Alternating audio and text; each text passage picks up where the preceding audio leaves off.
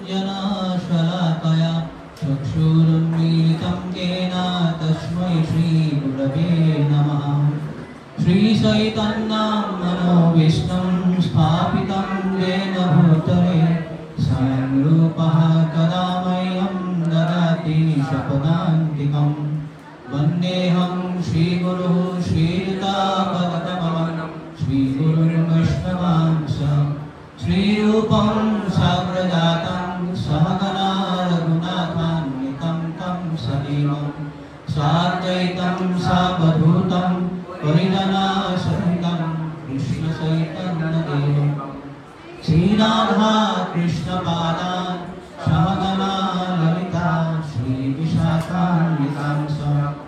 नमो विष्णुपादाय कृष्णप्रेष्ठाय भूतले श्रीमते भक्तिवेदान्त स्वामिनिति नामिने। नमस्ते सरस्वती देवे गौरवाणी प्रचारिणे निर्विशेषशून्यवादी पाश्चात्यदेशतारिणे।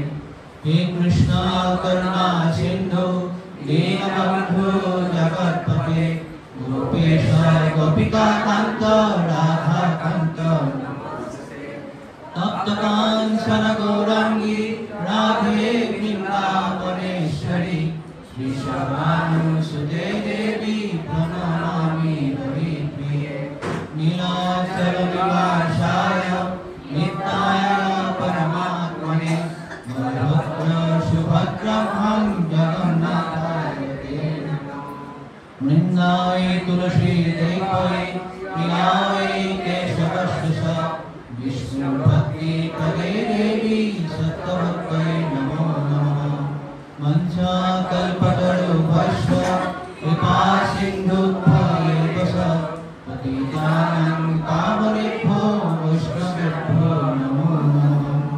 जय श्री कृष्ण चैतन्य प्रभु नित्यानन्द श्री अद्वैत गदाधर श्रीवासादि गौरभक्तवृन्द। हरे कृष्णा कृष्णा कृष्णा हरे हरे हरे राम राम राम हरे हरे। ओम नमो भगवते वासुदेवाय। ओम नमो भगवते वासुदेवाय।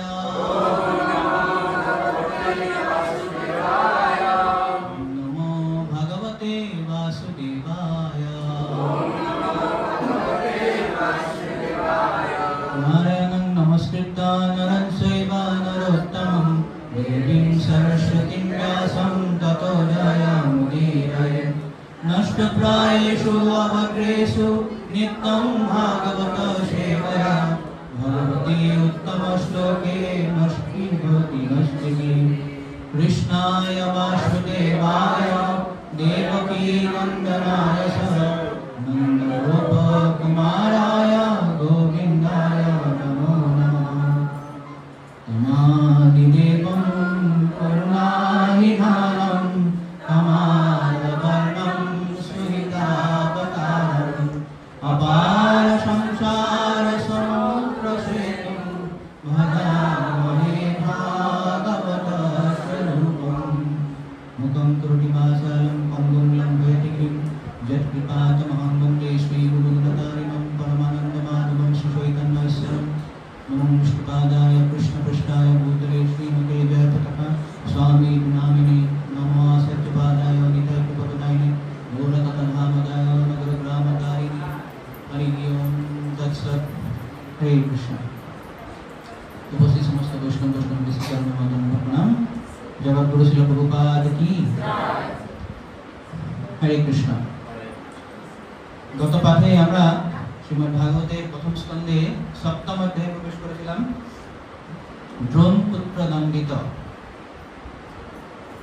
তো এর আগের ক্লাসেও আমরা প্রথম 7টি অধ্যায়ের একটু রিক্যাপিচুলেশন করেছিলাম, একটু পুনরাবৃত্তি। তো প্রথম 7টি অধ্যায়ের মধ্যে প্রথম অধ্যায়ে 6টি প্রশ্ন করেছিলেন নৈমিষারণ্যের ঋষিরা সৌনক প্রমুখে। সেই 6টি প্রশ্নের উত্তর সুত গোস্বামী প্রথম 3টি অধ্যায়ে সম্পূর্ণ করেন। তারপরে চতুর্থ অধ্যায়ের প্রথমেই ঋষিরা আবার 3টি প্রশ্ন করে। প্রশ্নটি মনে আছে আপনাদের? প্রথম 6টি প্রশ্ন না, চতুর্থ অধ্যায়ে 3টি প্রশ্ন আবার করেছিলেন। সেই 3টি প্রশ্ন হচ্ছে শ্রীমদ্ ভাগবতের ইতিহাস, শ্রীমদ্ ভাগবত কখন, কোথায়, কিভাবে, কার অনুপ্রেরণায় ব্যাসদেব রচনা করেছিলেন সেটি একটি প্রশ্ন। 2 নম্বর শ্রীমদ্ ভাগবতের শ্রোতা সম্বন্ধে, যে পরীক্ষিত মহারাজের জন্ম, তার কর্ম, তার বৈরাগ্য এবং তার মৃত্যু সম্বন্ধে সেটা বলার জন্য। এবং 3 নম্বর প্রশ্ন হচ্ছে শ্রীমদ্ ভাগবতের বক্তা সুখদেব গোস্বামী সম্বন্ধে তার প্রশ্ন করেছে। এই 3টি প্রশ্ন করা হয়েছিল এবং সেটারই উত্তর তিনি চতুর্থ অধ্যায় থেকে শুরু করে, চতুর্থ অধ্যায় 14 নম্বর শ্লোক থেকে শুরু করে সপ্তম অধ্যায়ের 11 নম্বর শ্লোক পর্যন্ত তিনি প্রথম প্রশ্নের উত্তরটা দিলেন। ইতিমধ্যে আমরা সপ্তম অধ্যায়ের 7টি শ্লোক আলোচনা করেছিলাম। তার মধ্যে প্রথম 7টি শ্লোকে বর্ণনা করা হয়েছিল কিভাবে ব্যাসদেব বদরিকাশ্রমে সরস্বতী নদীর পশ্চিম পারে তার যে আশ্রম সৌম্যপ্রাস আশ্রমে, সেখানে বসে তিনি ভগবানের ধ্যান করেছিলেন। ভগবানের ধ্যান করে কি দেখতে পেলেন তিনি? অবশ্যৎ পুরুষৎ পূর্ণম মায়াম সদৎ উপাশ্রয়ম। তিনি পরম পুরুষোত্তম ভগবান কৃষ্ণের দর্শন পেলেন এবং তার সাথে সাথে তিনি অন্তরঙ্গা শক্তির দর্শন পেলেন। তাই তো? থ্যাংক ইউ, মনে আছে আপনাদের? মায়াম সদৎ উপাশ্রয়ম, মায়া দর্শন। তিনি কিন্তু শুধু বহিরঙ্গ না, সমস্ত কিছু দর্শন করেছিলেন। এই জন্য তাকে বলা হয়েছে পূর্ণ পুরুষোত্তম। অপশ্যৎ পুরুষম পূর্ণম, পূর্ণ পুরুষোত্তম ভগবানকে দর্শন করেছিলেন। তো প্রথমেই বহিরঙ্গা শক্তি দর্শন করেছিলেন। সেই বহিরঙ্গা শক্তির মাধ্যমেই তিনি দেখতে পেলেন যে কিভাবে সেই মায়ার কবলে জীবেরা কষ্ট পাচ্ছে। জয়া সন্মোহিত জীব আত্মানম ত্রিগুণাত্মক পরপি মনুতে অনর্থ।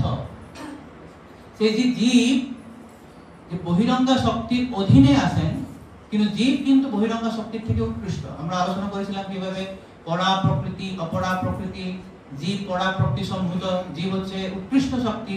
কিন্তু উৎকৃষ্ট শক্তি হওয়া সত্ত্বেও এই বহিরঙ্গা শক্তির অধীনে সে নিজেকে কি মনে করেছিলেন? যে সে হচ্ছে বহিরঙ্গা শক্তির অধীন। এবং এই বহিরঙ্গা শক্তির জন্যই জীব বিভিন্ন ধরনের কষ্ট উপভোগ করে। তো যখন ব্যাসদেব জীবের যে এই রোগটা নির্ণয় করলেন, রোগটার কারণ হচ্ছে বহিরঙ্গা শক্তির মায়া। সেই মায়ার প্রবলেই জীব কষ্ট পাচ্ছেন এবং তার প্রেসক্রিপশন তিনি দিলেন। কি প্রেসক্রিপশন দিলেন? আগের শ্লোকে বলা হয়েছিল মনু পরতে অপি মনু পরপি মনুতে অনর্থ।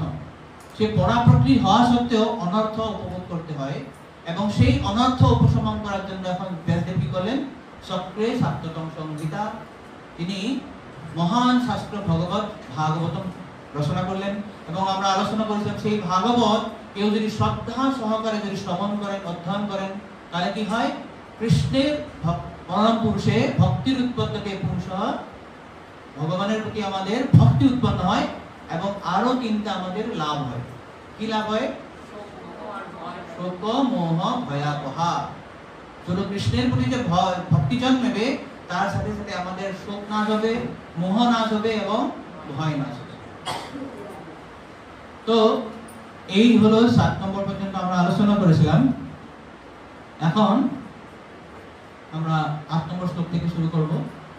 তো প্রথমে শ্রীমদ্ ভাগবতের দুটি মাহাত্ম্য আমরা পড়ব। শ্রীমদ্ ভাগবতম দৃষ্টা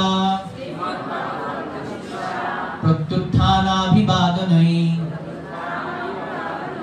সম্মানয়েত তদ্দ্রষ্টা ভবেৎ প্রীতিম মমাতুলা। আগের দিন আমরা আলোচনা করেছিলাম যারা ভাগবতকে উঠে দর্শন করলে উঠে দাঁড়ায় না, তার অনেক পাপ হয়। আজকে বলেছেন শ্রীমদ্ ভাগবত গ্রন্থ দেখে যে প্রত্যুত্থান করে, মানে সঙ্গে সঙ্গে উঠে দাঁড়ায়, প্রণাম ইত্যাদির দ্বারা তাকে সম্মান প্রদর্শন করে, তাকে দেখে আমি অনুপম আনন্দ লাভ করি। ভগবান অত্যন্ত প্রীত হন যখন কেউ শ্রীমদ্ ভাগবতকে সম্মান প্রদর্শন করে, তাকে উঠে দাঁড়ায়, প্রদর্শন প্রণাম করে, এই ধরে যাকে সম্মান দেখলে তিনি অত্যন্ত আনন্দিত হয়। নেক্সট, দৃষ্টা ভাগবতম দূরাৎ প্রব্রহ্মেৎ সম্মুখং হি যঃ পদে পদে অশ্বমেধস্য ফলং প্রাপ্নোতি অসংশয়ম। যে দূর থেকে শ্রীমদ্ ভাগবতকে দর্শন করে তার সামনে যায়, সে প্রতি পদক্ষেপেই অশ্বমেধ যজ্ঞর পুণ্যফল লাভ করে, তাতে কোনো সন্দেহ নাই। শ্রীমদ্ ভাগবত আছে, সেখানে কেউ শ্রীমদ্ ভাগবতের কথা হচ্ছে, সেটা দেখেই বা শুনেই শ্রীমদ্ ভাগবতকে দর্শন করার জন্য, তার কথা শ্রবণ করার যখন যাবেন, প্রতি পদে পদে অশ্বমেধ যজ্ঞর পুণ্যফল লাভ হয়। এবং আমাদের আচার্যগণ বলেন, গুরুবর্গরা বলেন, সেটা তো অন্য জায়গায় হয়। যদি ধামে যদি হয়, নবদ্বীপ ধাম, মায়াপুর ধাম, বৃন্দাবন ধামে হয়, তাহলে তখন কত গুণ বাড়বে? 1000 গুণ বাড়বে। প্রতি পদে পদে 1000 গুণ, 1000টা অশ্বমেধ যজ্ঞের ফল পাওয়া যায়। তো এইভাবে শ্রীমদ্ ভাগবত মাহাত্ম্য পুরো সমস্ত শাস্ত্রে, বৈদিক শাস্ত্রে বর্ণনা করা হয়েছে। এখন আমরা অষ্টম শ্লোকে যাব। তো এখানে বলা হয়েছে শ্রীমদ্ ভাগবতের সংশোধন করা হয়েছিল, এডিটিং করা হয়েছিল। ব্যাসদেব শ্রীমদ্ ভাগবতের সংশোধন করেছিলেন। 8 নম্বর শ্লোকে বলছেন, সসংহিতাং ভাগবতীং কৃত্যানুক্রম্য সাত্মজম শুকমধ্যাপয়ামাস নিবৃত্তি নিরতং মুনি। বলছেন শ্রীমদ্ ভাগবত রচনা করার পর মহর্ষি বেদব্যাস পুনর্বিচার পূর্বক তা সংশোধন করেন এবং তার পুত্র সুখদেব গোস্বামীকে শিক্ষাদান করান, যিনি ইতিমধ্যেই নিবৃত্তি মার্গে নিরত ছিলেন। কি বলছেন এখানে? শ্রীমদ্ ভাগবত রচনা করার পর মহর্ষি ব্যাসদেব পুনর্বিচার পূর্বক তা সংশোধন করেন। তার মানে কটি পুরাণ আছে? 18টি পুরাণ আছে। তো 18টি পুরাণের মধ্যে 6টি সাত্ত্বিক, 6টি রাজসিক, 6টি তামসিক, রাইট? আমরা আগে কোন ক্লাসে আলোচনা করেছিলাম। তো ব্যাসদেব এই শ্রীমদ্ ভাগবত আগে রচনা করেছিলেন, কিন্তু এই ভাগবত না। সেখানে তিনি ভগবানের ভক্তি বা ভক্তের মহিমা সেখানে বেশি বর্ণনা করেননি। শিলাচরিতমুখে অন্যান্য পুরাণ যেভাবে লিখেছেন সেইভাবে লিখেছিলেন, কিন্তু তারপরে যখন তার গুরুদেব থেকে বকা খেলেন, নারদ মুনি যখন তাকে তিরস্কার করলেন যে তুমি এই ধরনের কি কথা লিখেছো, লোক এমনি ইন্দ্রিয় সুখের প্রতি খুব অনুরক্ত, এবং তুমি শাস্ত্রের মাধ্যম দিয়ে তাদের যদি ইন্দ্রিয় সুখ ভোগে যদি আরো উৎসাহিত করো, তাহলে তারা সব সময় এই জড়জগতের মধ্যেই থাকবে। তার জন্য তুমি কি করা উচিত? শ্রীমদ্ ভাগবত ভগবানের গুণ মহিমা করা উচিত। তো এটা শোনার পর এবার তিনি কি করলেন? সংশোধন করলেন, এডিটিং করলেন। এটা এখানে বলা আছে অনুক্রম্য। অনুক্রম্য মানে সেটাকে সংশোধন করেন এবং পুনরাবৃত্তি করেন, এডিটিং করেন। তারপরেই এই সেটা আসছেন, এবং সেটা তিনি তার পুত্রকে পড়িয়েছিলেন। কাকে পড়িয়েছিলেন? যিনি অলরেডি নিবৃত্তি নিরত। আমরা বেদে পাই কয় ধরনের মার্গ আছে, কটি পন্থা আছে। বেদের সব যে জ্ঞান সম্বন্ধ অভিধেয় প্রয়োজন, সেই জ্ঞানের মাত্র একটি লক্ষ্য, সেটা হচ্ছে জীবকে এখান থেকে জড়জগৎ থেকে মুক্ত করা। সেই মার্গটাকে বলা হয় নিবৃত্তি মার্গ। নিবৃত্তি মানে ছেড়ে দেওয়া, আর প্রবৃত্তি মানে প্রবৃত্ত হওয়া, সেটাতে আসক্ত করা। তো প্রবৃত্তি মার্গের অর্থ হচ্ছে জীব যখন এই যে জড়জগতের সুখ ভোগের প্রতি আরো বেশি আকৃষ্ট হয়ে থাকে, সেটাকে বলা হয় প্রবৃত্তি মার্গ। যেমন যে বিভিন্ন কর্মকাণ্ডে বিভিন্ন দেবদেবীর উপাসনা আছে, সেইটাকে বলা হয় প্রবৃত্তি, যেটার মাধ্যম দিয়ে জীব বিভিন্ন দেবদেবীকে সন্তুষ্ট করবেন এবং তাদের যে প্রয়োজনীয় জিনিসগুলো সেখান থেকে পাবেন এবং ইন্দ্রিয় সুখ ভোগ করবেন। এটাকে বলা হয় প্রবৃত্তি মার্গ, ভোগের মার্গ। কিন্তু যখন জীব এই সবকে ছেড়ে দিয়ে তার যে নিত্য যে ধর্ম, ভগবত যে ধর্ম বা ভগবত সেবার ধর্ম, সেটাতে যখন নিযুক্ত হবে, সেটাকে বলা হয় নিবৃত্তি মার্গ। অর্থাৎ সে জড় ভোগটা বাদ দিবে এবং ভগবত ভক্তিতে অনুরক্ত হবে, সেটাকে বলা হয় নিবৃত্তি মার্গ। তো এই যে সুখদেব গোস্বামী, তিনি আগের থেকেই নিবৃত্তি মার্গে ছিলেন। তো এই কথাটার উপর এখন প্রশ্ন করবে, তিনি নিবৃত্তি মার্গে ছিলেন এবং তিনি শ্রীমদ্ ভাগবত অধ্যয়ন করেছিলেন। শ্রীল প্রভুপাদ তাৎপর্য খুব সুন্দর কথা একটা লিখেছেন। শ্রীমদ্ ভাগবত হচ্ছে ব্রহ্মসূত্রের প্রকৃত ভাষ্য, যা একই গ্রন্থকার রচনা করেছে, সেম অথর। মানে ব্রহ্মসূত্র কে লিখেছিলেন? ব্যাসদেব। এবং সেই ব্রহ্মসূত্রকে তিনি এবার এক্সপ্লেইন করেছেন, টিকা দিয়েছেন, ভাষ্য দিয়েছেন, এবং সেই ভাষ্যটাই হচ্ছে শ্রীমদ্ ভাগবত। এই ব্রহ্মসূত্র বা বেদান্ত সূত্র নিবৃত্তি মার্গে নিরত মহাপুরুষদের জন্য। এই যে ব্রহ্মসূত্রকে যে সিদ্ধান্তগুলি কিছু ছোট ছোট শ্লোকের মধ্যে বলা আছে, একদম ছোট ছোট, যে জন্য তাকে বলা হয় সূত্র। আমরা আগের দিন আলোচনা করেছিলাম, যেমন আমরা বীজগণিতের সূত্র পাই, a plus b whole square is equal to a square plus twice ab plus b square। ঠিক সেইভাবে ব্রহ্মসূত্রের প্রথম সূত্রটা হচ্ছে, প্রথম সূত্র ব্রহ্মসূত্রের অথাতো ব্রহ্ম জিজ্ঞাসা।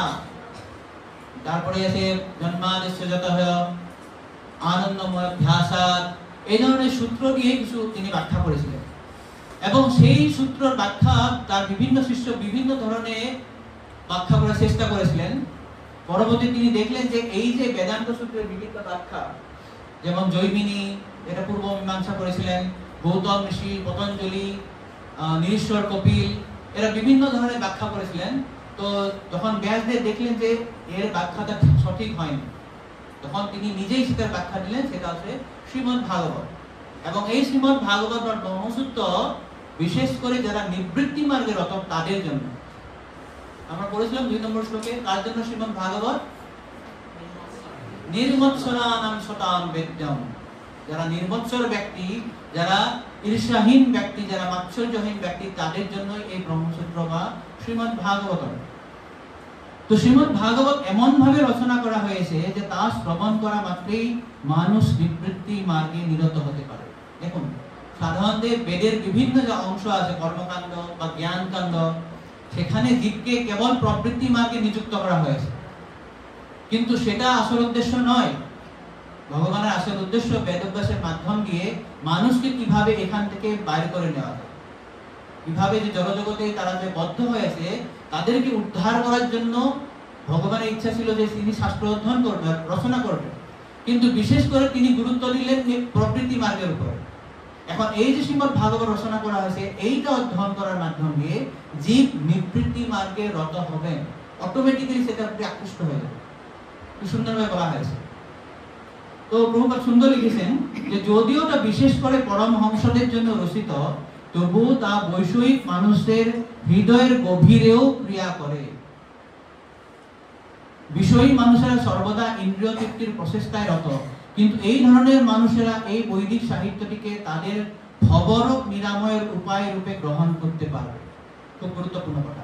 যদিও এটা নিবৃত্ত মার্গের লোকের জন্য, যারা প্রবৃত্তি মার্গের লোক আছে, তারা যদি শ্রীমদ্ ভাগবত শ্রবণ কীর্তন করে, তারাও কিন্তু ভগবত ভক্তিতে নিযুক্ত হতে পারবে। কিভাবে? তার প্রমাণ আমরা দেখতে পাই শ্রীমদ্ ভাগবতের 10ম স্কন্ধের 33 নম্বর অধ্যায়, রাসমিত্র যে লীলা, সেখানে সুখদেব গোস্বামী খুব সুন্দর কথা একটা বলেছেন।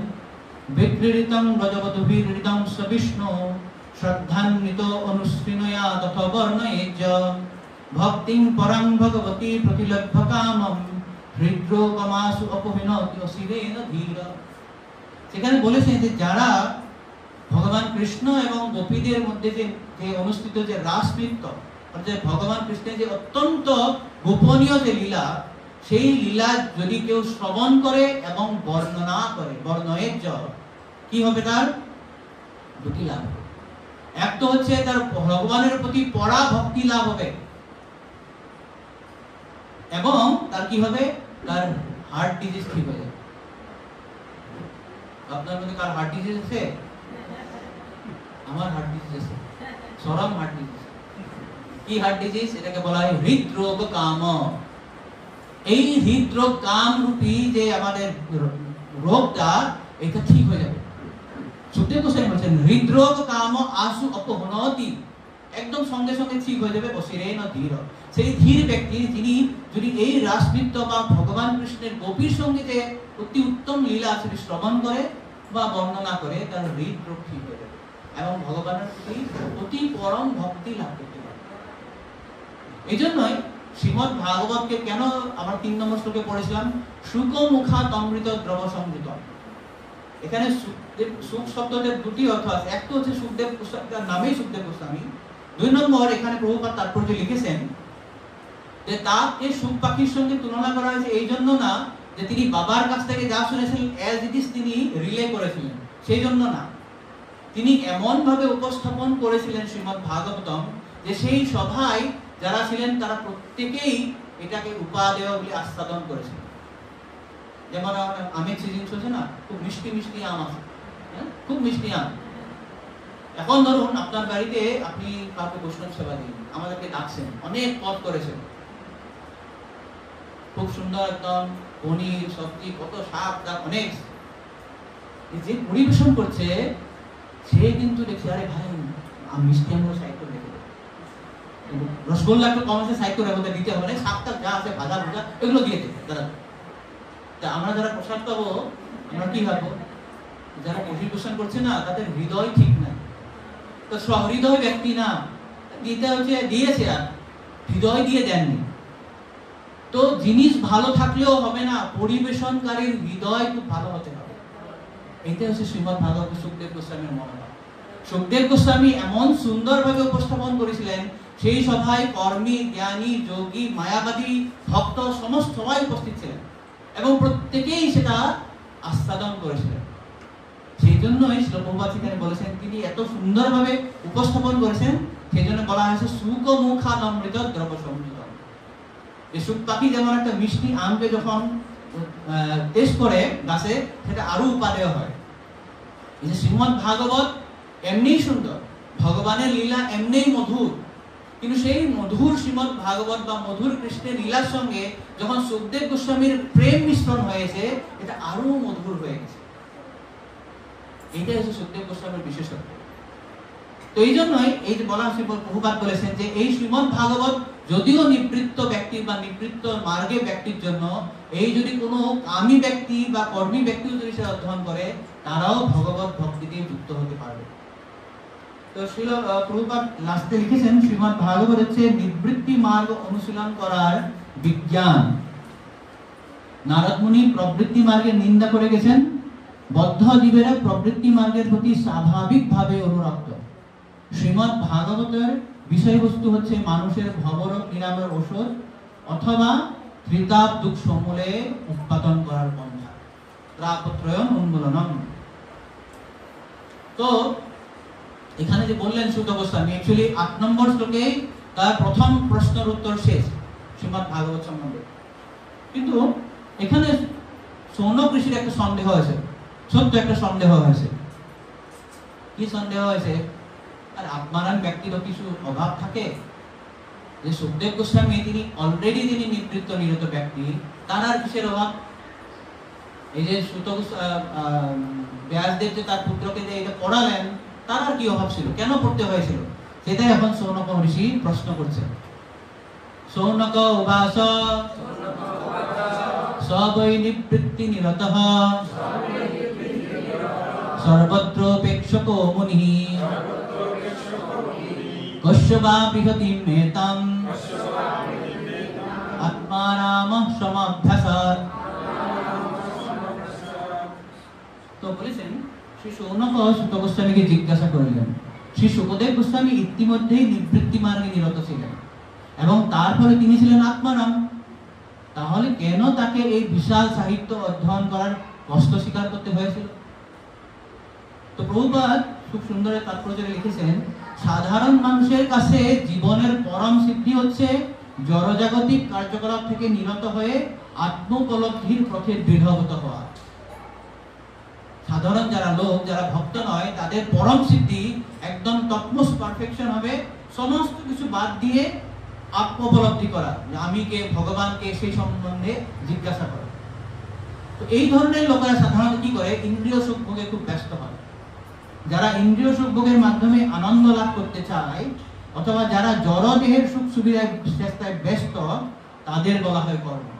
তো জগতের প্রায় 99% লোক হচ্ছে কর্মী, তারা শুধুমাত্র ইন্দ্রিয় সুখ ভোগের মাধ্যমে আনন্দ উপভোগ করতে চায়।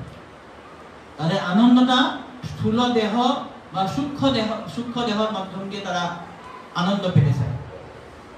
কিন্তু হাজার হাজার এই ধরনের লোকের মধ্যে মাত্র কয়েকজন এক দুই ব্যক্তি আত্মারাম হয়, যারা কেবল আত্মাতে রমণ করে। আত্মারাম কথার অর্থটা হচ্ছে যিনি আত্মায় আনন্দ লাভ করার চেষ্টা করে। অর্থাৎ আত্মারাম ব্যক্তি তার আনন্দ উপভোগ করার জন্য জড় দেহ বা সূক্ষ্ম দেহ বা স্থূল দেহের মাধ্যম দিয়ে আনন্দ পেতে হয় না। যেমন কর্মীরা কি করে, তারা স্থূল দেহ, আমাদের চোখ, মুখ, নাক এসব ইন্দ্রিয় দিয়ে জড় ভোগ করার চেষ্টা করে, যে আমি খুব ভালো খাবো, ভালো গাড়ি করব, ভালো বাড়ি বানাবো, ভালো নারী আমি বিবাহ করব, মানে আমার যে স্থূল ইন্দ্রিয়গুলি যে আছে সেগুলি দিয়ে আনন্দ উপভোগ করার চেষ্টা করে, যেটা হচ্ছে কর্মীরা। এবং যারা তার থেকে একটু উন্নত, যেমন কবি হোক বা সাহিত্যিক হোক, দার্শনিক হোক বা মনোধর্মী হোক বা বৈজ্ঞানিকরা হোক বা যোগী হোক, তারা কি করে, তারা এটা বুঝে যে এই দেহ দিয়ে আনন্দ বেশি উপভোগ করা যায় না। তারা কি করে, মনের কল্পনা দিয়ে, মনের মাধ্যম দিয়ে, সূক্ষ্ম দেহ দিয়ে আনন্দ উপভোগ করার চেষ্টা করে। তার জন্য তারা সুন্দর সুন্দর কবিতা লিখে, অনেক কল্পনা করে, নানা শাস্ত্র অধ্যয়ন করে মুক্তি লাভ করার চেষ্টা করে। তো এই দুইজন শ্রেণী ব্যক্তি আনন্দ উপভোগ করার মূল তার ভিত হচ্ছে স্থূল দেহ নয়তো সূক্ষ্ম দেহ। কিন্তু আত্মারাম ব্যক্তিরা তারা আত্মায় রমণ করে, তাদেরকে আনন্দ উপভোগ করার জন্য এই স্থূল বা সূক্ষ্ম দেহের উপর নির্ভরশীল হতে হয়। বুঝা গেল? তো সাধারণত ভগবানকে আত্মারাম বলা হয়, কেননা ভগবান সেলফ সাফিসিয়েন্ট, তিনি স্বয়ং সম্পূর্ণ। ভগবানকে আনন্দ নেওয়ার জন্য কিছু মানে পেতে হয় না, অন্য কারো কাছ থেকে গিয়ে কারো সঙ্গ লাভ করে আনন্দ পেতে হবে হয় না। ভগবান নিজে নিজে আনন্দ উপভোগ করতে পারে, এই জন্য তার একটি নাম হচ্ছে আত্মারাম। কিন্তু কিছু কিছু ক্ষেত্রে ভক্তদেরকেও আত্মারাম বলা হয়। কেন? ভক্তরা সেই আত্মারাম ভগবান, যে স্বয়ং সম্পূর্ণ ভগবান, তাকে সন্তুষ্ট করে নিজে সন্তুষ্ট হয়। এই জন্য ভক্তদেরকেও অনেক সময় আত্মারাম বলা হয়। তো এই যে সুখদেব গোস্বামী, তিনি আগের থেকেই মুক্ত ছিলেন। আমরা এর পরবর্তী শ্লোকে পাবো যে ব্রহ্ম বৈবর্ত পুরাণেও লেখা আছে যে সুখদেব গোস্বামী জন্মের আগে থেকেই মুক্ত। তার জন্য তিনি মার গর্ভে 16 বছর ধরে যেখানে ছিলেন, তিনি বেরিয়ে আসতে চাইছিলেন না। কেন? বেরিয়ে আসলে মায়ার কবলে পড়তে হবে। কিন্তু তখন ব্যাসদেব ভগবানকে ডাকলেন, ভগবান এসে তাকে আশ্বস্ত করলেন যে বাবা তুমি বেরিয়ে আসো, অনেকদিন হয়ে গেছে মায়ের গর্ভে, তুমি আসলেও এখন মায়া তোমাকে কবলে করতে পারবে না। তো সুখদেব গোস্বামী আগের থেকেই মুক্ত। তো তাহলে এখানে শৌনক ঋষির প্রশ্ন, যে ব্যক্তি আগের থেকেই আত্মারাম, আগের থেকেই নিবৃত্তি মার্গে আছে, আগের থেকেই মুক্ত, তাকে তাহলে এই কষ্ট করে বিশাল 18,000 শ্লোক পড়ার কি দরকার ছিল? আমাদের এখন 6 মাসেও ভক্তি যোগ মোটেও শেষ হয় না, 2 বছর লাগে। আর সুখদেব গোস্বামী তখনই ভক্তি যোগ করেছিলেন। এই যে ভক্তি যোগের মালিক চলে আসছে, সুখদেব গোস্বামী কেন আপনার কাছে ভক্তি যোগ করেছিলেন প্রভু? আপনার কাছে ভক্তি যোগ কেন করতে গেছেন সুখদেব গোস্বামী? তো এটা শৌনক ঋষির প্রশ্ন। তো তার উত্তর সুত গোস্বামী দিয়েছে। তো ফেমাস ভাস আত্মারাম শ্লোক। তো তিনি বলেছেন, তার শ্লোকের অর্থ হচ্ছে যে ভগবানের দিব্য গুণাবলী এমনকি মুক্ত পুরুষদেরকেও আকর্ষণ করতে পারে। শ্লোক সুত উবাস আত্মারামস্য মুনয়ো নির্গ্রন্থাপি উরুক্রমে কুর্বন্তি হয়তু কিং ভক্তিম ইত্থম ভূত গুণ হরি। আত্মারামস্য মুনয়ো, সমস্ত আত্মারামেরা, বিশেষ করে যারা নিবৃত্তি মার্গে নিরত, সব রকমের জড় বন্ধন থেকে মুক্ত হওয়া সত্ত্বেও পরমেশ্বর ভগবানের অহৈতুকী ভক্তি লাভের আকাঙ্ক্ষা করে। পরমেশ্বর ভগবান দিব্য গুণাবলীতে বিভূষিত এবং তাই তিনি সকলকে আকর্ষণ করেন, এমনকি মুক্ত পুরুষদের। তো এই যে আত্মারাম শ্লোকটা শ্রী চৈতন্য মহাপ্রভু সনাতন গোস্বামীকে 61 প্রকার ব্যাখ্যা করেছেন, 61 টাইপস। এটা আমরা দেখতে পাই, আমি দেখাচ্ছি আপনাদেরকে। শ্রী চৈতন্য চরিতামৃতের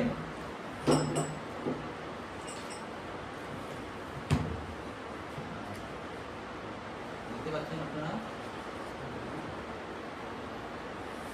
শ্রী চৈতন্য চরিতামৃতে এটা মধ্যলীলা 24 নম্বর অধ্যায়ে আত্মা নামেতি পরিজার্ক অর্থাংশুঞ্জ প্রকাশয়ন জগত্তম যাহারাভ্য স চৈতন্য দয়াসল।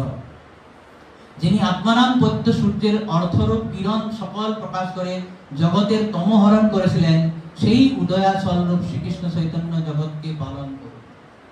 তিনি বলছেন যে শ্রী চৈতন্য মহাপ্রভু যিনি আত্মানাম নামের এই যে ভার্সটা শ্লোকটা এমন ভাবে ব্যাখ্যা করেছিলেন সূর্যের কিরণের মতন দিয়ে আমাদের সকলের এই তমগুণ তিনি নাশ করেছিলেন, সেই উদয়াচল রূপ শ্রী চৈতন্য মহাপ্রভু জগৎকে পালন করুন।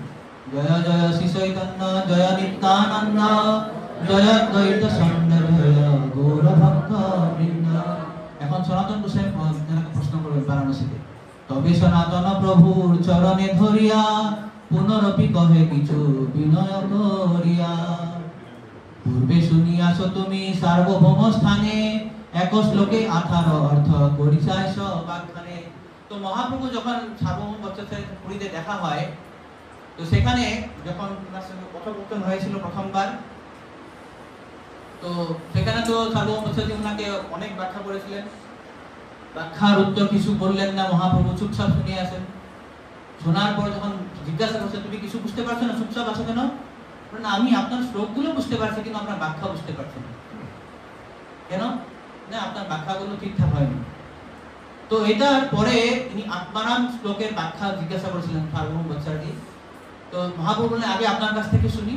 তখন সার্বভৌম বৎসরাজি মহাপ্রভুকে 9 প্রকার ব্যাখ্যা করেছিলেন, এবং তারপর যখন মহাপ্রভু তাকে ব্যাখ্যা করছিলেন, সেই সার্বভৌম বৎসরাজি 9 প্রকার ব্যাখ্যার তিনি স্পর্শ না করে 18 রকম রকমের ব্যাখ্যা করেছিলেন। তো সেটাই সনাতন গোসাই করেছেন যে পূর্বে শুনিয়াছি, আগে আমি শুনেছিলাম তুমি সার্বভৌম বৎসরকে 18 ধরনের ব্যাখ্যা করেছিলে। আত্মা রামশ্রী মনয় নির্গ্রন্থা অপি অনুক্রমে কুরবন্তি হয়তো ভক্তিম ইত্থমূত গুণহরি। তো এরপরে তুমি এটা বলো, আশ্চর্য শুনিয়া মোর উৎকণ্ঠিত মন কৃপা করি কহ যদি জুড়ায় শ্রবণ। যে আমার মন উৎকণ্ঠিত, কিভাবে তুমি 18 রকমের প্রশ্ন করে মানে ব্যাখ্যা করেছিলে, আমারও শোনার ইচ্ছা আছে, তুমি দয়া করে যদি বলো। প্রভু কহে আমি বাতুল আমার বচনে সার্বভৌম বাতুল তাহা সত্য করি মানে। আমি তো পাগল, তো আমি পাগল, যা কিছু বলি আর ওই সার্বভৌম একটা পাগল, তো সেটা সত্য করে মেনে নিয়েছে। মহাপ্রভু একটা মানে যোগ করেছিলেন, কিবা প্রলাপ বিলাম কিছু নাহি কস্মরণে তোমার সঙ্গ বলে যদি কিছু হয় মনে। আমি কি বলেছিলাম কিছু মনেও নাই, এখন তোমার সঙ্গ করি আমার হয়তো মনে কিছু করতে পারে, তুমি যদি আমাকে কৃপা করো। মহাপ্রভু ধন্যতা দেখুন, সহজে আমার কিছু অর্থ নাহি জান ভাসে তোমা সবার সঙ্গ বলে যে কিছু প্রকাশে। এখন আমার কিছু অর্থ মনেও পড়ছে না, তোমার সঙ্গে হয়তো সেই অর্থগুলো প্রকাশ করব। এখন তিনি এই যে শ্লোকের 11টি তত্ত্ব ব্যাখ্যা করেছেন। শিল প্রভুপাদ এই শ্লোকের তাৎপর্য বলেছেন, যেখানে 11টি তত্ত্ব আছে আত্মারাম শ্লোকে, মহাপ্রভু সেটা বলেছেন। 11 পদ এই শ্লোকে সুনির্মল, পৃথক নানা অর্থ পদে করে ঝলমল। এই শ্লোকে 11টি স্পষ্ট পদ রয়েছে, কিন্তু পৃথকভাবে সেগুলি পাঠ করলে প্রতিটি পদের বিভিন্ন অর্থ উজ্জ্বলভাবে প্রকাশিত হয়। 11টি তত্ত্ব হচ্ছে আত্মারাম ছ মুনয়ঃ নির্গ্রন্থা অপি উরুক্রমে কুরবন্তি অহৈতুকিম ভক্তিম ইত্থম ভূত গুণঃ এবং হরি। শ্রী চৈতন্য মহাপ্রভু এই পদগুলি বিভিন্ন অর্থ এবং তাৎপর্য বিশ্লেষণ করবেন। তো আমরা পুরো ডিটেইলসে যাচ্ছি না। এখানে মহাপ্রভু 11তে যে তত্ত্ব বলেছেন, তারপরে তিনি আবার ছ এবং অপি এই শব্দের সঙ্গে মিক্স করে তিনি 61 টাইপের 61 টাইপের তিনি ব্যাখ্যা করেছেন মহাপ্রভু। তো এই হচ্ছে ভগবানের শ্লোকে, যা ভাগবতের শ্লোকে হচ্ছে মহিমা। এক একটি শ্লোকে বা এক একটি অক্ষরে অনেক অর্থ হতে পারে। আমরা যেমন দেখেছিলাম প্রথম যেটা শ্লোকটা জন্মানুষ্ঠিত সেটা ছিল বিশ্বনাথ চক্রবর্তী ঠাকুর, তিনি 5 ধরনের ব্যাখ্যা করেছিলেন। আপনার মনে আছে কারণ আমরা আলোচনা করেছিলাম চার্ট দিয়ে 5 ধরনের ব্যাখ্যা। সেখানে বিশ্বনাথ চক্রবর্তী ঠাকুর রাধা কৃষ্ণের ভজনাও দেখিয়েছিলেন। আমরা রাধা কৃষ্ণের তো নাম শুনেছিলাম জন্মানুষ্ঠিত শ্লোকে, রাধার নাম তো আমি দেখিনি আমরা। তো আচার্যগণ এত আস্বাদন করে সেখানে রাধা কৃষ্ণের ভজনা ভক্তি সমস্ত কিছু তারা সেভাবে ব্যাখ্যা করেছিলেন। এটা হচ্ছে ভাগবতের মহিমা। কৃষ্ণতুল্য ভাগবত বিভু সর্বাশ্রয়, প্রতি শ্লোকে প্রতি অক্ষরে নানা অর্থ। প্রত্যেকটা শ্লোকে প্রত্যেকটা অক্ষরের বিভিন্ন ধরনের অর্থ হতে পারে। তো এইভাবে এই যে কৃষ্ণর সুন্দর মহিমা এগুলো আমরা দেখতে পাই। তো এই যে কৃষ্ণের যে সৌন্দর্য, কৃষ্ণের সৌন্দর্যের মহিমা, কেন আত্মারামেরা কৃষ্ণের প্রতি আকৃষ্ট হবে? কৃষ্ণের যে এত সৌন্দর্য সেটার ব্যাখ্যা গোবিন্দ লীলামৃত গ্রন্থে আছে।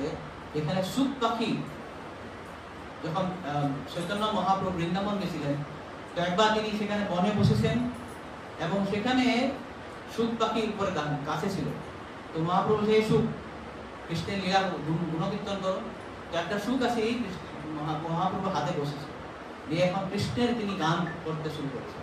কৃষ্ণের সৌন্দর্য করে সৌন্দর্যং ললনানি ধৈর্য দলনং লীলা রমাস্তম্ভিনী বীর্যং কন্দুকিতাদ্য বর্জ্য মমলা গুণে পরার্ধ গুণা শীলং সর্বজনার রঞ্জনমোহ যস্মাত্মসুত প্রভো বিশ্বং বিশ্বজনীন কীর্তিরবতার কৃষ্ণ জগন্মোহন। তো সুখপাখি কৃষ্ণের সতী গুণের কথা সেখানে বলেন। সতী বলেছেন কৃষ্ণর সৌন্দর্য তিনি এতই সুন্দর ব্রজগোপিকাদের ধৈর্য নাশ হয়ে যায়। সৌন্দর্যং ললনালি ধৈর্যং ললনা, তাদের যে ললনা ব্রজগোপিকাদের ধৈর্য নষ্ট হয়ে যায়। কৃষ্ণের যে লীলা, সেই লীলা দেখে স্বয়ং লক্ষ্মী দেবী বিস্মিত হয়ে পড়েন। লীলা রমা স্তম্ভিত হয়ে যায় লক্ষ্মী দেবী। তার যে বীর্য, এমন বীর্যবান ভগবান কৃষ্ণ যে সেই মহান গোবর্ধন পাহাড়কে তিনি কি করেছিলেন, একটি সুন্দর বলের মতন হাতে খেলা করেছিলেন। কন্দুকিত অদ্রি, কন্দুক মানে হচ্ছে বল, সুন্দর বল। আপনারা ভাগবতে দেখবেন অনেক সময় যেমন দেবহূতির কথা বর্ণনা করা হয়েছে, দেবহূতি একবার ছাদের উপরে বল খেলেছিলেন, সেটা দেখে বিশ্ববসু যে গন্ধর্ব আকাশ থেকে প্লেন ক্র্যাশ হয়নি, ও ক্র্যাশ হয়ে গেছে, প্লেন থেকে পড়ে গেছে হেলিকপ্টার থেকে। তো অনেক সময় ভাগবতে আমরা দেখি কন্দুক মানে বল। তো ভগবান কৃষ্ণ একটা বলের মতন এতে গোবর্ধনকে হাতে তুলে ধরেছিল, এমন বীর্যবান। গুণে পরার্ধ পারে পরার্ধম গুণা, যে তার গুণ তার পারাপার পাওয়া যায় না। যে তার সৌন্দর্য, তার লীলা, তার বীর্য, তার গুণ এবং শীল, তার মানে আচরণ এত সুশীল যে ভগবান কৃষ্ণ যে সমস্ত জগৎ আকৃষ্ট হয়ে যায়। এবং তার কীর্তি, এত কীর্তিবান ভগবান, এই জন্য কৃষ্ণকে বলা হয়েছে জগন্মোহন। আমার কৃষ্ণ জগন্মোহন। তো তার অর্থে আবার সারি এসে আবার বলছে, হ্যাঁ তোমার কৃষ্ণ জগন্মোহন, তো কিন্তু আমার রাধারানী আরো বেশি মোহিনী, তিনি জগন্মোহন সিক্ত মোহিনী। যে কৃষ্ণ জগৎকে মোহিত করছেন, আমার রাধারানী আবার তার সিক্ত হরণ করে। এভাবে অনেক কিছু আছে। চৈতন্য মহাপ্রভু সেই চৈতন্য চরিতামৃতের মধ্যলীলাতে 17 নম্বর অধ্যায়ে পাবেন আপনারা। তো কৃষ্ণ অত্যন্ত মধুর, তার সৌন্দর্য, তার লীলা। সে যখন হাঁটবেন সেটাও মধুর, যখন কথা বলবেন সেটাও মধুর, যখন মাখন চুরি করবেন সেটাও মধুর, যখন বস্ত্র হরণ করবেন সেটাও মধুর, যখন মিথ্যা কথা বলবেন সেটাও মধুর। যা কিছু করবেন কৃষ্ণ সমস্ত মধুর। অধরম মধুরম বদনম মধুরম, সমস্ত কিছু কৃষ্ণ মধুর। এবং কৃষ্ণর কৃপাও মধুর। কৃষ্ণ এমন সুন্দর কৃপা করতে পারেন, গঙ্গা দয়ালু শরণম ব্রজেম। তার মন কৃপাবান কেউ হতে পারে? অহো বকীয়ম স্তনকালকুতম জিঘাংসয়ায়াপ্পসাধি লেভে গতিম ধাত্রসিতাং ততন্নম গঙ্গা দয়ালু শরণম ব্রজেম। উদ্ধব কান্না করে করে বিদ্যুৎকে বলেছেন, সেই রকম আর কে থাকবে, কে তো দয়ালু হবে, যে যিনি তার নিজের স্তনে কালকুট বিষ্ণাকে মারতে এসেছিল, তাকে তার ধাত্রীপদ দিয়ে দিয়েছে। কেউ এরকম করতে পারে? আর কেউ দয়ালু হবে? এমন দয়ালু পাওয়া যাবে। এই যে কৃষ্ণের যে কৃপা, যে মহিমা কত মধুর। তার রূপ যে সুখদেব গোস্বামী স্মরণ করেছিলেন, যখন শ্রবণ করেছিলেন, যখন ছিলেন, সেটাও সুন্দর লীলা। বরহা পীরঙ্গত বরবপুর কর্ণয় কর্ণিকারম বিভ্রদ বাস কনক কপিশম বৈজয়ন্তীম সমালাম রন্ধন বেণুরদর সুধয়ান পুরয়ন গোপবৃন্দৈ বৃন্দারণ্যম সপদ রমণম প্রাপিষদ গীত কীর্তি। ভগবান কৃষ্ণ যখন বৃন্দাবনে অরণ্যে যখন ঢুকে গোপবালকদেরকে নিয়ে বাসুদেবকে নিয়ে, তখন তিনি কি সুন্দরভাবে বাঁশি বাজায়। সে বর্ণনা করেছেন যে বরাহা পীরঙ্গত বড় বকুল নৃত্য করে করে সেখানে তিনি প্রবেশ করেছেন। তার কি আছে, মাথায় ময়ূরপুচ্ছ আছে, সুন্দর বনমালা আছে। এভাবে যখন বাঁশি বাজাচ্ছেন, যে বৃন্দাবনের যে অরণ্য যে সেই শোভা, যে তার সুন্দর যে প্রাকৃতিক যে শোভা আছে, সেখানে সুন্দর বাতাস বাজছে, তারপর ঝর্ণা দিয়ে জল পড়ছেন, পাখিরা গুঞ্জন করছেন, সেই যে একটা প্রাকৃতিক শোভা, সেখানে তার ভগবান তার কি বলছে, বাঁশির সুরটা এমন ভাবে বাজিয়েছে যে সেখানে যারা সমস্ত জীব মোহিত হয়ে পড়েছে, স্তম্ভিত হয়ে পড়েছে।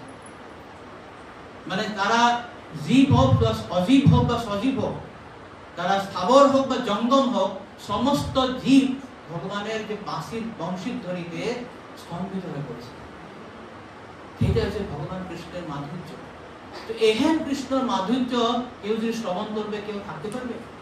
তো যে সুখদেব গোস্বামী যে আকৃষ্ট হবে না, তার কোনো আশ্চর্য হওয়ার কোনো ব্যাপার নেই। অবশ্যই ভগবান কৃষ্ণের এই সুন্দর মহিমাতে আকৃষ্ট হবে। তো সেটাই সুখদেব গোস্বামী নিজে কিন্তু স্বীকার করেছেন।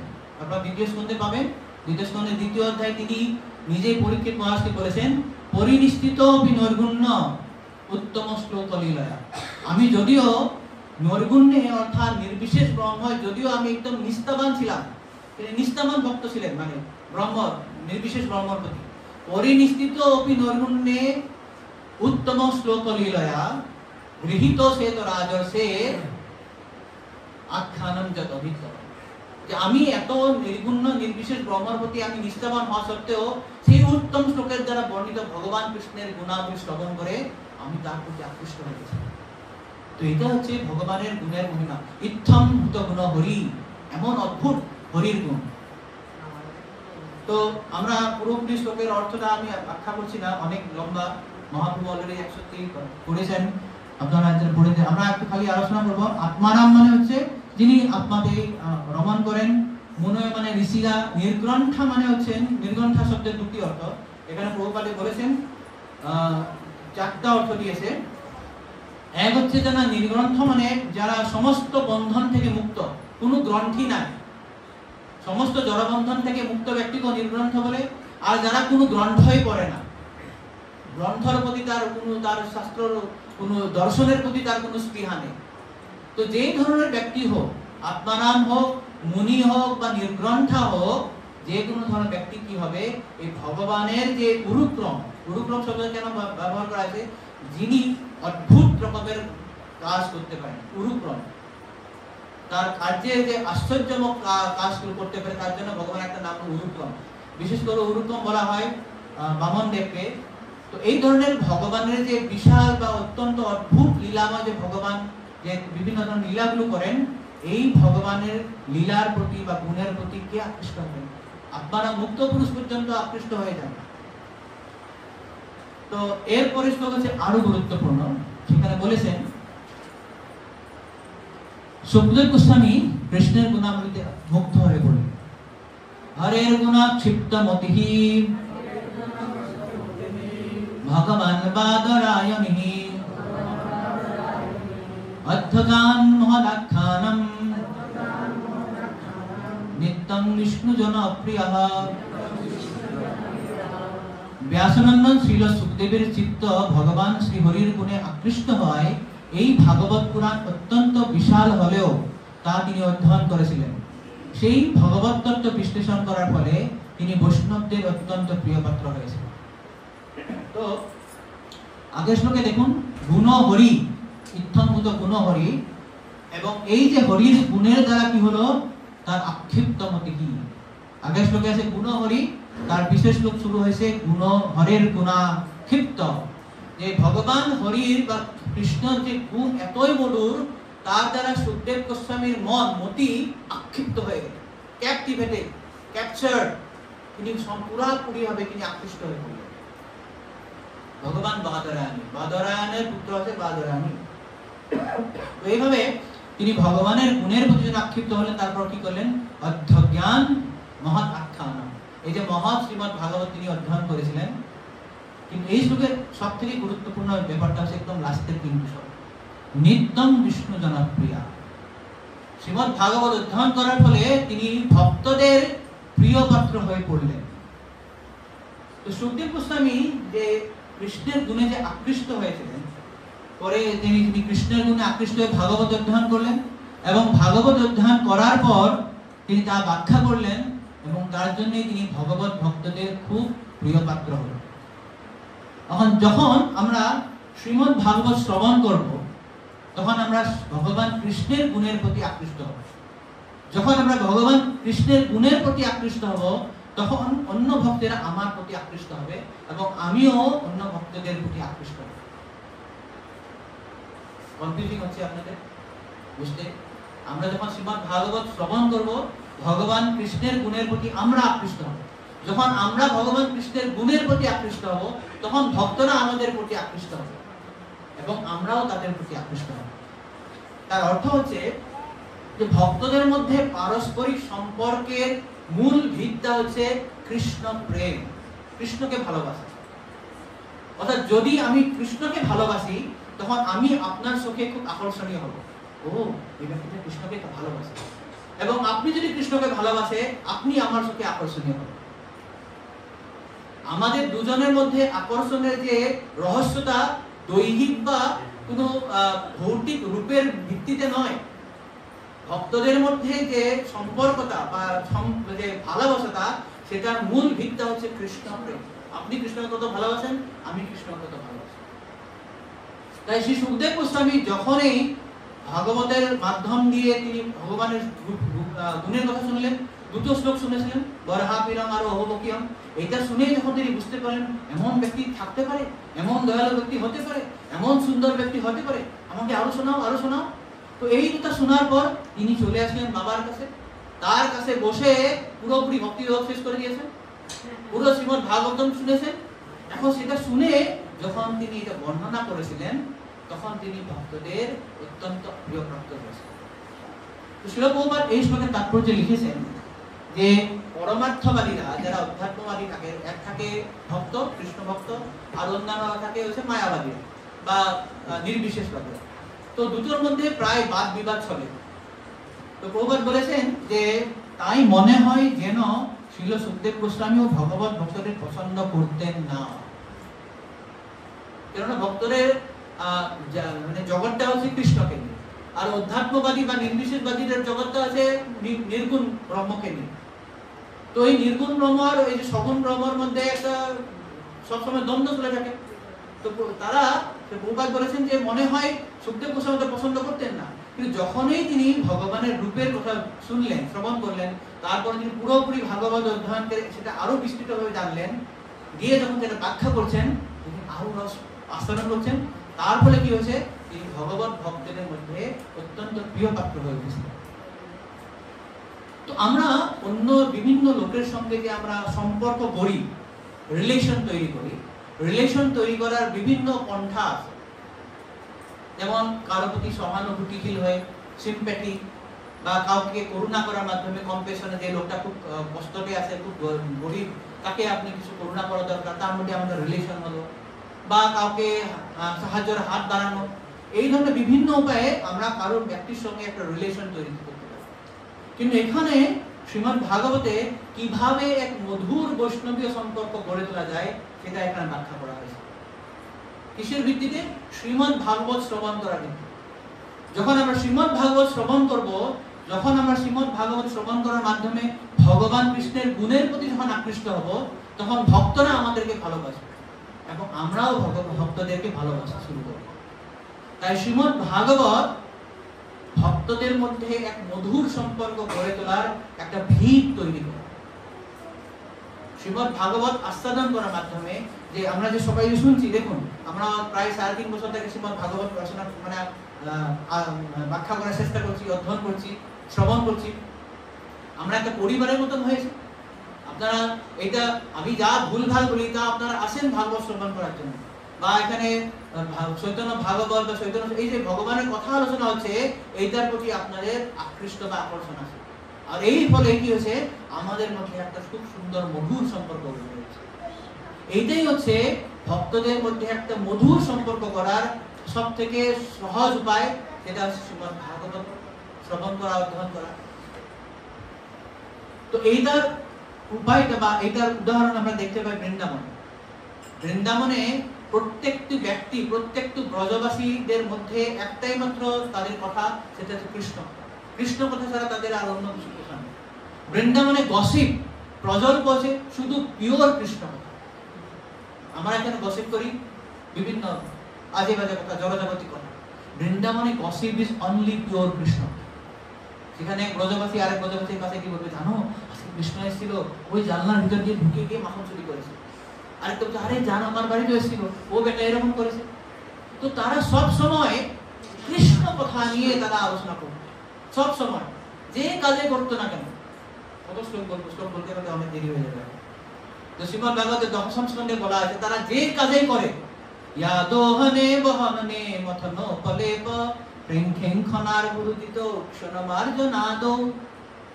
তো বলছেন যে তারা দোহনে, গায়ে দহন করবে, অবহননে যখন ধান কাটার পর যে ধানটা খোলার জন্য মারার জন্য মারে না, ধানের মুক্ত দিয়ে সেপারেট করার জন্য গাছ থেকে, অবহননে বলা হয়। এটা কি বলে বাংলায়? ধান ঝাড়া। তো ধান ঝাড়ছে, গায়ে দহন করছে, মথন করেছে, দধি মন্থন করেছেন। ইয়াদো হনে বহননে মথনো পলেপ, উপলেপ মানে যে বাড়ি লেপন করছেন। প্রেঙ্খেঙ্খনা, প্রেঙ্খেঙ্খনা মানে দোলনা দুলছে তারা। তাদের তো আমাদের মতো না যে এখানে দোলনা নেই, আমাদের যে কি বলে বংশী ভবনের সামনে যে আছে এরকম দোলনা নেই। ওরা গাছের দুটো রশি লাগাবে, রশি দিয়ে দোলনা তুলবে। সেটাই বলছে সুখদেব গোস্বামী বলছেন, প্রেঙ্খেঙ্খনা অর্ঘরুদিত। অর্ঘরুদিত মানে তাদের ছোট ছোট বাচ্চা আছে, কান্না করে, বাচ্চাকে এখানে নিয়ে একদম সান্ত্বনা দিবে। তারপরে উষ্ঠনা মানে গোবর পানি ছেটাবে, গোবরের জল। তারপরে মার্জনা, আদৌ মার্জন করবে। এই যে বাড়ির যে নিত্য নৈমিত্তিক কাজগুলো যে করছেন ব্রজবাসীরা, এই সময় ওরা কি করে, গায়ন্তি সৈন্য মনোরক্ত ধ্যোস্তু কণ্ঠা। তারা উৎকণ্ঠিত কণ্ঠে খুব আবেগ দিয়ে কেবল ভগবানের গুণ কীর্তন করে, সব সময় কেবল ভগবানেরই কৃষ্ণের গুণ। ধন্য ব্রজস্ত্রিয়া চিত্ত অনুক্রম জানা। তো সুখদেব গোস্বামী বলেন, তারা ধন্য ব্রজস্ত্রিয়ারা, তারা সব সময় কেবল কৃষ্ণগত প্রাণ হয়ে আছে। তো এই যে আমরা যদি আমাদের মধ্যেও আমাদের যে নরমাল কনভারসেশন, আমরা যে কেউ ভক্ত আরেক ভক্তের সঙ্গে যখন দেখা হয়, আমরাও এটা যদি করতে পারি, সবসময় যদি কৃষ্ণ কথা যদি করতে পারি, তাহলে আমাদের মধ্যে খুব সুন্দর একটা বৈষ্ণবীয় সম্পর্ক গড়ে তুলতে পারি। এক মধুর বৈষ্ণবীয় সম্পর্ক গড়ে তোলার একমাত্র ভিত হচ্ছে শুধুমাত্র পিওর কৃষ্ণ কথা। তাই একাদশ অধ্যায়ে বলেছে, পরস্পরান কথনম পাবনম ভগবত যশঃ। এক ব্যক্তি আরেক ব্যক্তির সঙ্গে যখন পরস্পরে যখন পাবনকারী পুণ্যকারী ভগবানের যশ যখন সেটা আলোচনা করবে, তিনটা লাভ হবে। আমরা এর আগে আলোচনা করেছিলাম, মনে আছে কারো? মিথরতি, মিথতুষ্টি, নিবৃত্তির মিথ আত্মা। তাদের মধ্যে আকর্ষণটা বাড়বে, সেখানেও একই কথা বলছে। মিথরতি, এক ভক্তে আরেক ভক্তের প্রতি আকর্ষণটা বাড়বে। কিসের ভিত্তিতে? শুধুমাত্র কৃষ্ণ কথা। মিথতুষ্টি, তাদের সন্তুষ্টি হবে। এখন আমাদের অসন্তুষ্টি হচ্ছে, আরে সেদিনে একটা প্লেন গ্যাস হয়ে 242 জন মানুষ মারা গেল, আর ইরান ইসরায়েলের মধ্যে যুদ্ধ হয়েছে, এখন কি জানেন তৃতীয় বিশ্বযুদ্ধ হয়েছে। তো আমাদের মধ্যে সবসময় অসন্তুষ্টি চলছে। কিন্তু যখনই আমরা কৃষ্ণ কথা বলবো, আমাদের মধ্যে সন্তুষ্টি বেড়ে যাবে। এবং 3 নম্বর লাভ কি হবে? নিবৃত্তির মিথ আত্মনঃ। এই যে জড়জগতের বন্ধন থেকে আমরা মুক্তি পেতে পারি। তো এইভাবে আমরা যখন শুধুমাত্র ভগবত কথা কীর্তন করার মাধ্যমে আমরা জীবনটা পরিচালনা করব, আমাদের মধ্যে মধুর সম্পর্ক হবে এবং সব সময় আমরা কৃষ্ণ ভাবনাময় হতে থাকতে পারব। তো এইভাবে 11 নম্বর শ্লোকের মাধ্যমে তিনি 1 নম্বর শ্লোকের শেষ 1 নম্বর প্রশ্নের উত্তর দিলেন।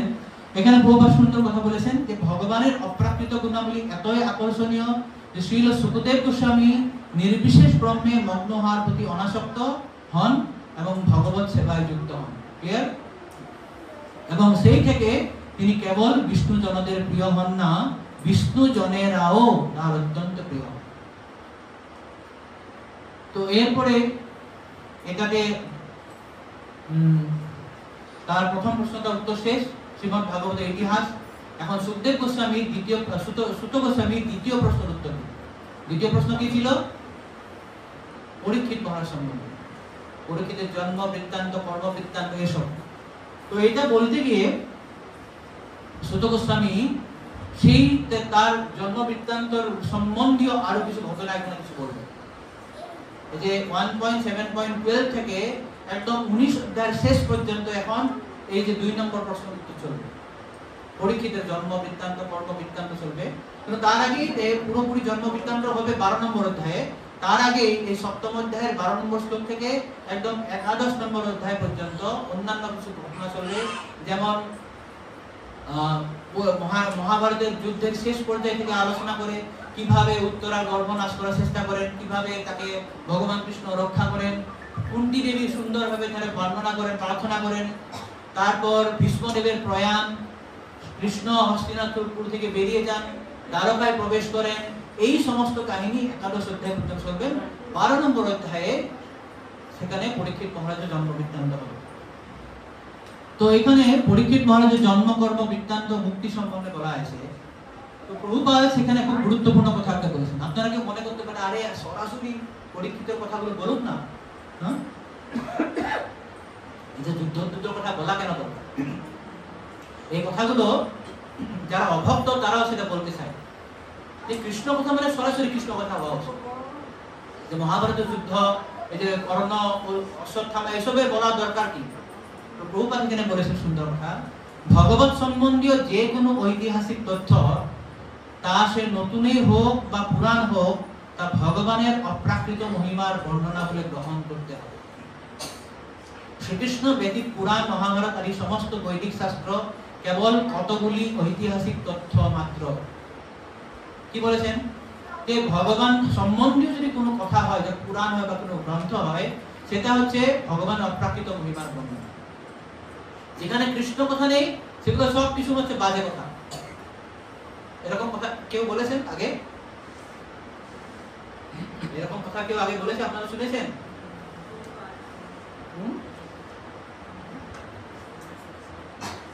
লোক 5ম অধ্যায়, ব্যাসদেব, নারদ মুনি, 2 নম্বর ক্লু। আরে নারদ মুনি বলেছেন যে গ্রন্থয় ভগবানের বর্ণনা নেই সেগুলো হচ্ছে কাকতীর্থ, নজর বস চিত্রপদম হরের যশ, জগৎ পবিত্রং প্রগৃহীত করহিসি, তদ বায়সম তীর্থম উশন্তি মানসা, নজত্র হংসা নিরমন্তি উশিক্ষা। যে যেখানে কৃষ্ণ কথা নেই সেগুলো হচ্ছে বাজে কথা। এটা প্রভুপাদ বলেছেন। শ্রীকৃষ্ণ ব্যতীত পুরাণ, মহাভারত আদি সমস্ত বৈদিক শাস্ত্র কেবল কতগুলি ঐতিহাসিক তথ্য মাত্র, সেগুলোতে আমাদের কোনো ইন্টারেস্ট নেই। কিন্তু শ্রীকৃষ্ণের সঙ্গে সম্পর্কিত হওয়ার ফলে সেগুলি অপ্রাকৃত শাস্ত্রে পরিণত। যেহেতু সেখানে কৃষ্ণ আছেন, সমস্ত কিছু ট্রান্সেন্ডেন্টাল, দিব্য, চিন্ময় হয়ে গেছে। এবং আমরা যখন তা শ্রবণ করি তখন আমরা পরমেশ্বর ভগবানের সঙ্গে অপ্রাকৃত সম্পর্কে যুক্ত। এই জন্যই এই সমস্ত কাহিনী শোনার গুরুত্ব আছে। আমরা একবারে ভগবানের দর্শন সরাসরি মুখপদ্ম দর্শন করা উচিত নয়। আমরা আলোচনা করেছিলাম প্রথম দিনে কিভাবে দর্শন করতে হবে, ভগবানের চরণ কমল থেকে মুখকমল পর্যন্ত। তো শ্রীমদ্ ভাগবত কি? প্রথম স্কন্ধ, দ্বিতীয় স্কন্ধ ভগবানের চরণ যুগল। তো যখন আমরা প্রথম 9 অধ্যায়, 9 স্কন্ধ যখন ভালোভাবে আস্বাদন করব, তখন আমরা 10ম স্কন্ধে তার প্রফুল্লিত মুখ আস্বাদন করার যোগ্যতা অর্জন করব। তো যারা অল্প বুদ্ধিমান ব্যক্তি, প্রভুপাদ লিখেছেন এখানে, যারা অল্পজ্ঞ ভক্তরা, তারা মনে করে যে এইসবের আমার দরকার নেই, সরাসরি 10ম স্কন্ধের আসন নিতে চলে যায়। না, তারা ভুল করে। তো লাস্টে ছিল প্রভুপাদ বলেছেন যে শ্রীকৃষ্ণ বিভিন্ন রসের ভক্তদের থেকে বিচ্ছিন্ন নন এবং পাণ্ডবদের মতো তার শুদ্ধ ভক্তরাও শ্রীকৃষ্ণ বিহীন নন। কৃষ্ণ একবার ছিল প্রভুপাদ যখন বিদেশে ছিলেন, এক ভক্ত, তো কৃষ্ণ আর্টের জন্য কৃষ্ণের ছবি একটা সুন্দরভাবে এঁকেছে। যখন সবে ইসকন শুরু হয়েছে, বিভিন্ন আর্টিস্টরা বিভিন্ন ধরনের আর্ট করেছেন। তো এক ভক্ত কৃষ্ণের সুন্দর একটা ছবি আঁকে প্রভুপাদকে দেখা দেখেছেন, সেখানে শুধু কৃষ্ণ আছে। প্রভুপাদ বলছেন না, কৃষ্ণ কখনো একা থাকেন না। কৃষ্ণের সাথে হয় রাধারানী থাকবে, না হলে গোপবালক থাকবে, না হলে গাভী থাকবেন, কেউ থাকবে না, ময়ূর থাকবে। কৃষ্ণ কখনো একা নয়। কৃষ্ণ সবসময় তার শক্তির সঙ্গে থাকে, তার ভক্তদের সঙ্গে পরিবেষ্টিত হয়ে থাকে। সেটা হচ্ছে তার এক লীলা, এটাকে বলে পরিকর পরিকর্ম। তো এখানে বলেছেন যে কখনো কৃষ্ণ এবং পাণ্ডবরা বা ভক্তরা আলাদা নন, সবসময় যেখানে কৃষ্ণ থাকে তার মহান ভক্তরাও থাকে। তো ভক্ত এবং ভগবানের পরস্পরের সঙ্গে যুক্ত এবং তাদের আলাদা আলাদা করা যায় না, তাই তাদের সম্বন্ধীয় কথাও কৃষ্ণ কথা বা ভগবত সম্বন্ধীয় কথা। এই জন্য কৃষ্ণ কথা সরাসরি না হলেও যদি আমরা এই যে অশ্বত্থামা, পাণ্ডবদের বা ভীষ্মদেবের কথা শুনি, এইসবও হচ্ছে কৃষ্ণ সম্বন্ধীয়। তাই আমাদেরকে এটা অত্যন্ত আদরের সহিত শ্রবণ করা উচিত। সুখদেব গোস্বামী, সুত গোস্বামী এটা বলেছেন যে আমি কেন এগুলো কথা বলছি। আপনারা পরীক্ষিতের কথা বলেছেন, জিজ্ঞাসা করছেন, তো আমি বলবো তার আগে আমি কিছু ট্রেইলার কিছু দিব, আমি কিছু পাতনি, কিছু ইন্ট্রোডাকশন আমি দিতে চাই। তো এরপরেই তিনি বলেছেন যে 13 নম্বর 14 নম্বর এগুলো পুরোপুরি বিষয় করছি না, আমি একটা জাস্ট সামারি করে দিচ্ছি। তো যখন মহাভারত যুদ্ধ শেষ হয়ে যায়, 18 দিন হয়ে গেল, সমস্ত বীর পরাগতি প্রাপ্ত হয়ে গেছে। তো কৌরবদের পক্ষে মাত্র 3 জন বেশি ছিল, রাইট? 3 জন, অশ্বত্থামা, কৃপা এবং কৃতকর্ণ। আর দুর্যোধন তো উরুভঙ্গ হয়ে পড়ে আছে। তখন সেদিন রাত্রে ছিল অমাবস্যার রাত। অশ্বত্থামা অত্যন্ত দুঃখ করেছে, হায়রে আমার বন্ধু মারা গেল, তাকে কিছু দিতে পারলাম না, কি করা যায়, তাকে কিভাবে সন্তুষ্ট করা যায়, মৃত্যুর আগে অন্তত কিছু দিয়ে তাকে একটু দেওয়া যায়। তো তখন সেটা একটা দৃশ্য দেখে, সেটা মহাভারতের সৌপ্তিক পর্বে লেখা আছে। সৌপ্তিক পর্ব যেমন ভীষ্ম পর্ব আছে, সৌপ্তিক পর্ব মানে সুসুপ্তি পর্ব, সেখানে ঘুম, রাতে সবাই ঘুমিয়েছে। তো একটা দৃশ্য দেখে যে একটা গাছের উপরে একটা পেঁচা এসে কি করেছে, কিছু একটা কাকের ডালে, কাকের বাসা আছে, কাকের বাচ্চাদেরকে খেয়েছে অন্ধকার মধ্যে।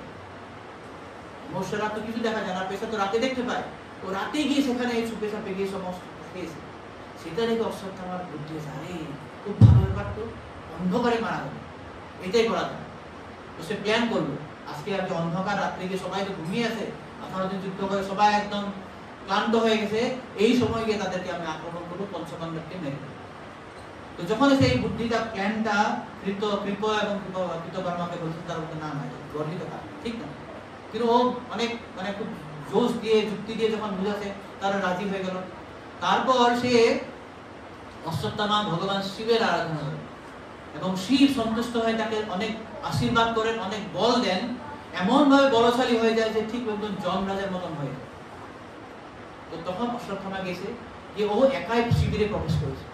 প্রথমে সে হত্যা করেছে ধৃষ্টদ্যুম্নকে, যে ধৃষ্টদ্যুম্ন তার বাবাকে মেরেছিল, দ্রোণাচার্যকে।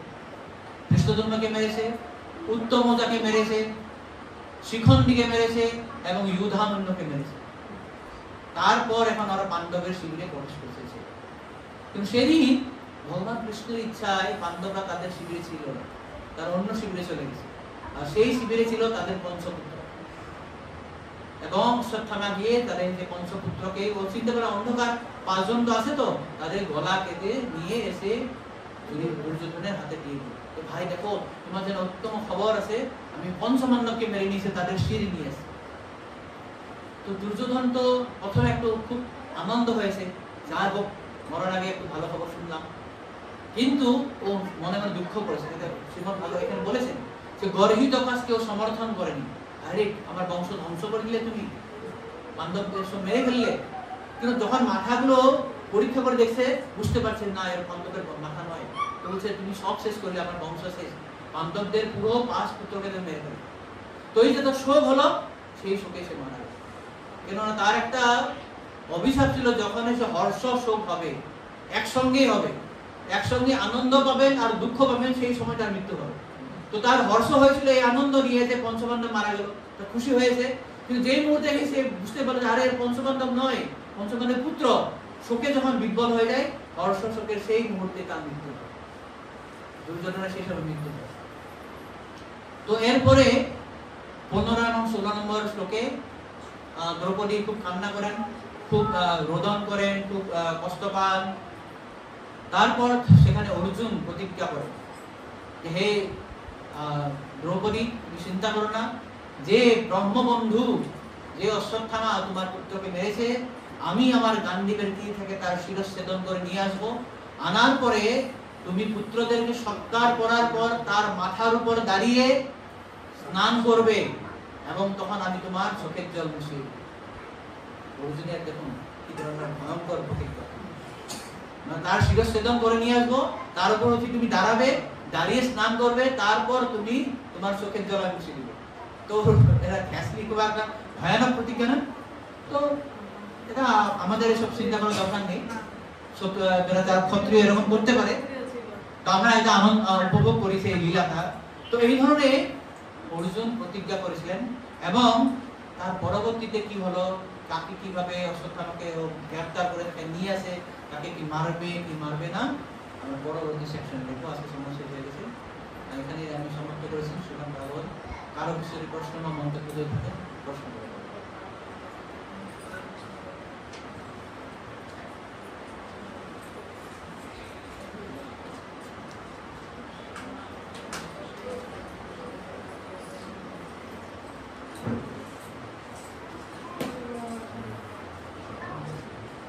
কারো সংশোধন, মন্তব্য, প্রশ্ন?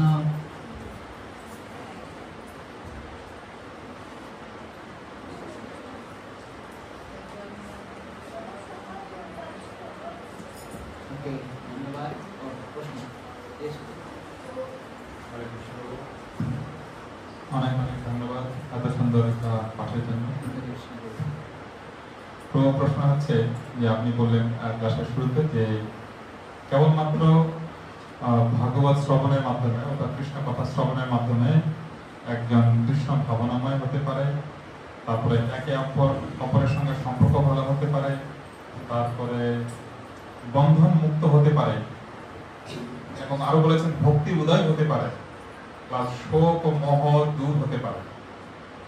আমার প্রশ্ন হচ্ছে, যারা আমাদের তো অনেক আপনার প্রতিবন্ধকতা রয়েছে, যেমন রাস্তা ভালো না, বাধা, বৃষ্টি, এর মধ্যেও যারা শ্রবণে এসেছে, তাদের কি হবে?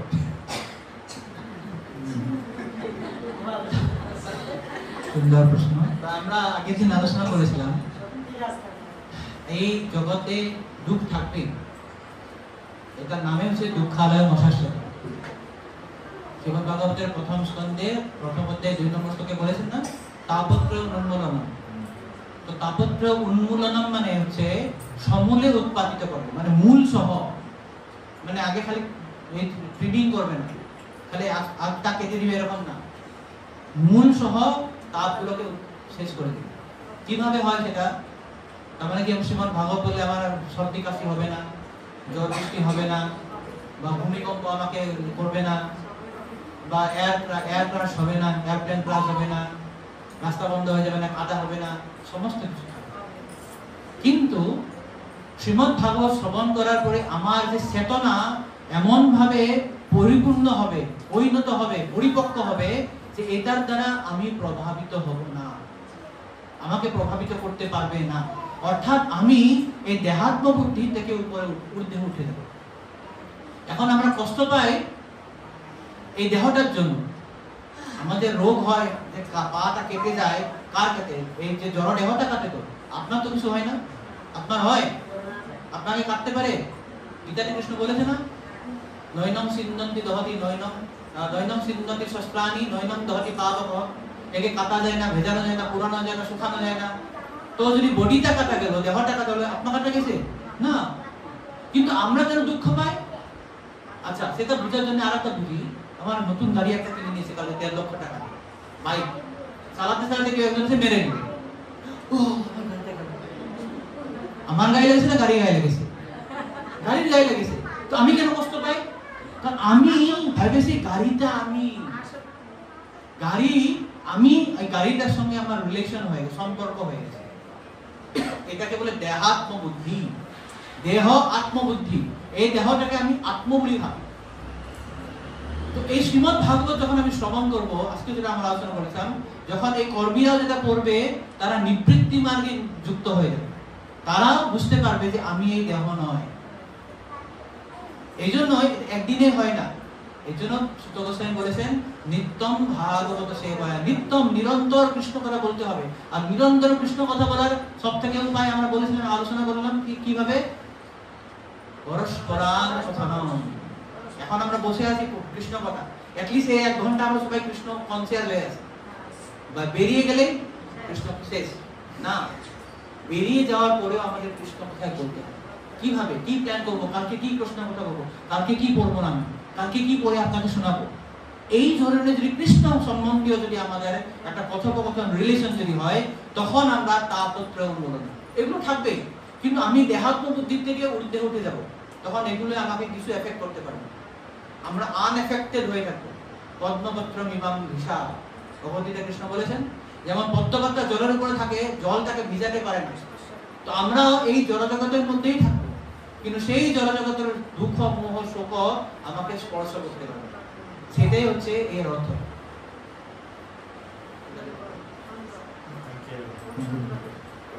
ঠিক আছে না?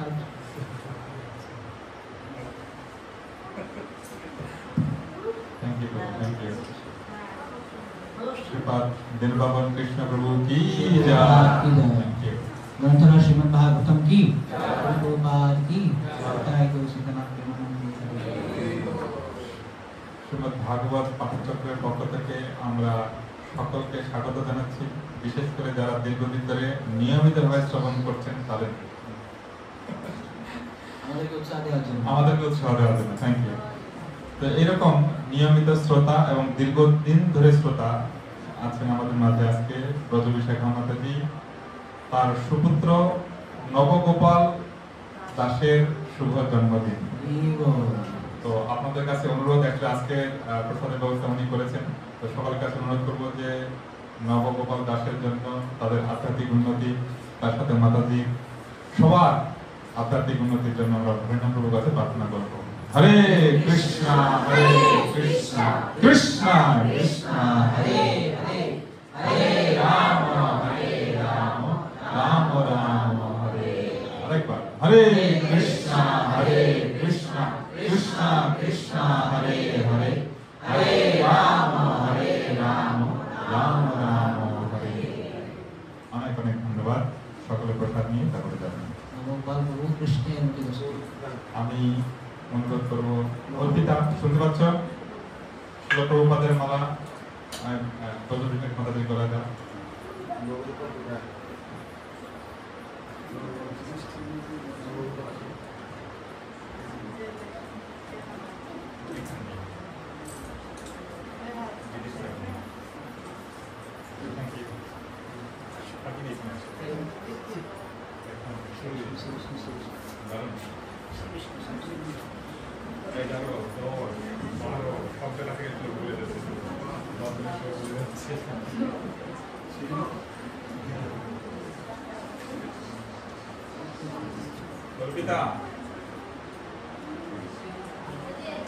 বুঝতে পারছি না মাথা যে করে